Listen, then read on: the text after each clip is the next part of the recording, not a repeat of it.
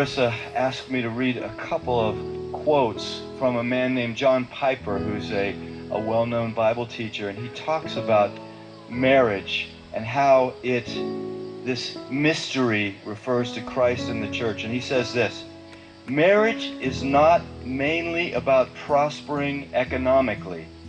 It is mainly about displaying the covenant-keeping love between Christ and his church. He says, knowing Christ is more important than making a living.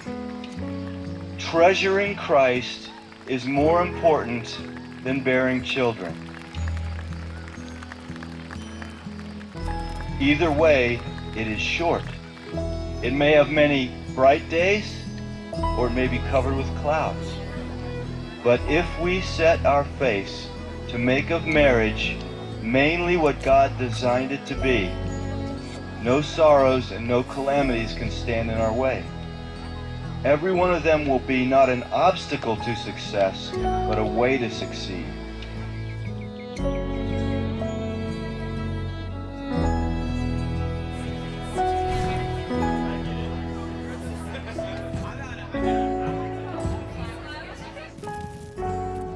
The beauty of the covenant-keeping love between Christ and his church shines brightest when nothing but Christ can sustain it.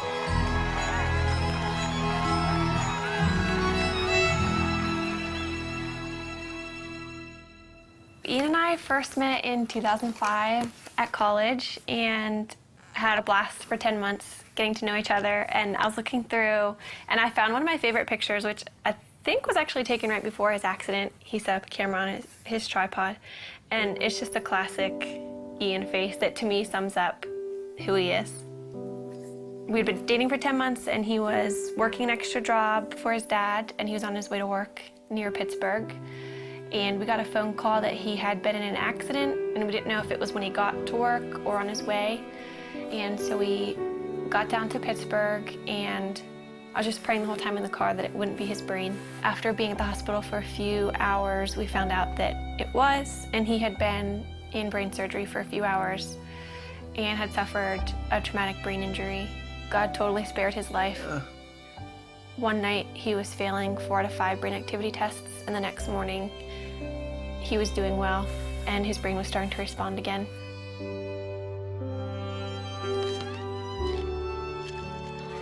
I moved in with his family after the accident, so I was really involved in his therapy and just did whatever I could to make his life fun. We'd go out on dates, and looking back, it's weird because he couldn't talk and he couldn't eat. So we probably looked like complete weirdos being on dates, but we had a blast, and I just talked to him all the time. I knew that before Ian's accident, he was very serious about marriage and was ring shopping, so I knew where he was, and that helped me so much. After he couldn't talk, I knew that he loved me, and I knew where he wanted the relationship to go because we were dating very intentionally. We just prayed that marriage would someday happen and watched all of our friends get married and start having families. That was challenging, but we just tried to hold out hope that that would be us someday.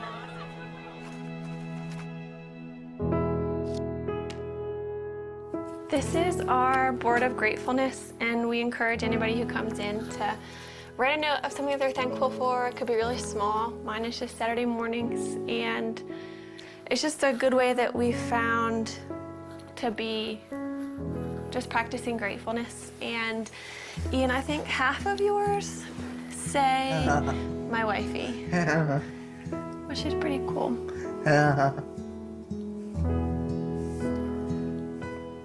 We decided that we couldn't really consider marriage as an option until Ian was able to communicate. But if he could communicate with me, then we could have a marriage, knowing it would be really different. But as long as Ian could talk to me, then we could make it work. So once Ian began communicating, it became a little bit more of an option. And then we just kind of watched Ian progress. Hi, husband. Hi, wifey. How are you? Yeah. What? How are you? I'm good. How How was your day? Yes. A conversation I had with his dad, it was one of those conversations where I realized this could happen. Then that August, his dad was diagnosed with brain cancer. And at that point, his dad's biggest concern was Ian and I, and whether or not we were going to get married or step away from our relationship. He wanted us to make a decision to move our lives in some direction. He passed away before he was able to see us get engaged, but that was a huge impetus in why we started to pursue engagement.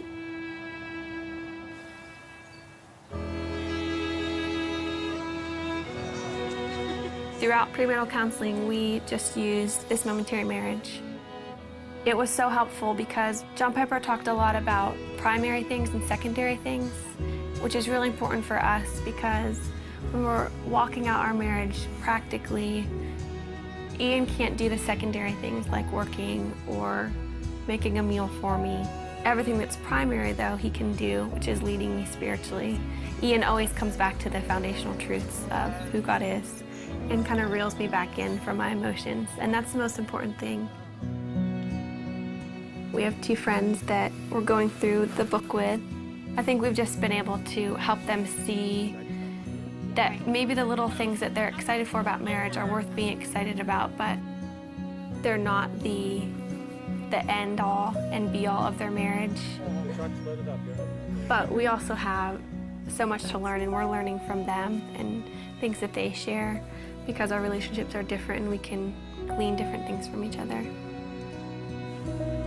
I think what helped us in deciding to make this commitment to each other, at least for me, is knowing that Ian wouldn't have left me if the roles were reversed, and that we love each other and we know that God's going to be faithful to our marriage. We're able to love each other with, I think, a more Christ-like love because of Ian's disability, and just to understand that picture a little bit better than if you were healthy. Yeah. Do you agree? Yes. What about God enables you to have a happy marriage? You know, What? he's awesome. He's awesome. Yeah.